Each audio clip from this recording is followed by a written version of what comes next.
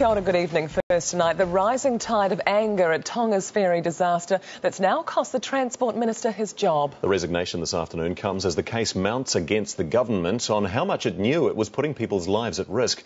For more on those developments, we go live via the internet to reporter Paul Hobbs in Nuku'alofa. Paul. These Tongan parliamentary papers show opposition MPs first raised serious questions about the Ashika's seaworthiness 2 months ago. The government didn't listen to their warnings. Now 100 lives have lost and government heads are rolling. The career of this government minister has sunk, just like the ferry his ministry was responsible for overseeing. I have thus submitted my resignation as Minister for Transport. Someone had to go. Calls for government resignations were mounting after the deaths of 95 people. That is a manslaughter by negligence, and it is a crime against the nation.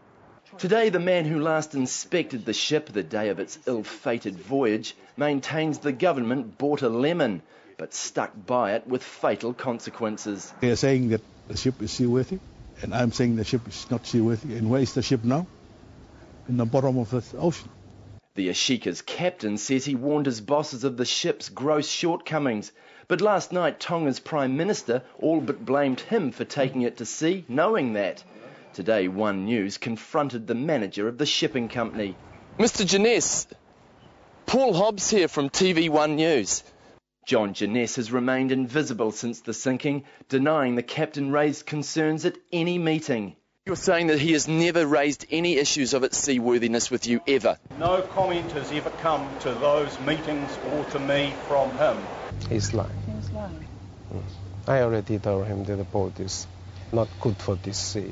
Mr Jeunesse, do you have a clear conscience after the fact that almost 100 people have died in this incident? The answer is yes, of course I do.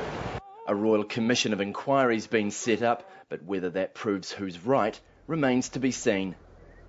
We're still waiting to hear who will set up the Royal Commission of Inquiry. It's widely tipped to be Justice Andrew of the Tongan Supreme Court. And there's promising news on the search for the sunken vessel. Divers have located a rope from the ferry, which is attached to something substantial. Now, they're sailing out there tonight, and they hope to dive on that target later tonight or, weather permitting, tomorrow. Thanks very much, Paul. Live from Nuku'alofa, Paul Hobbs.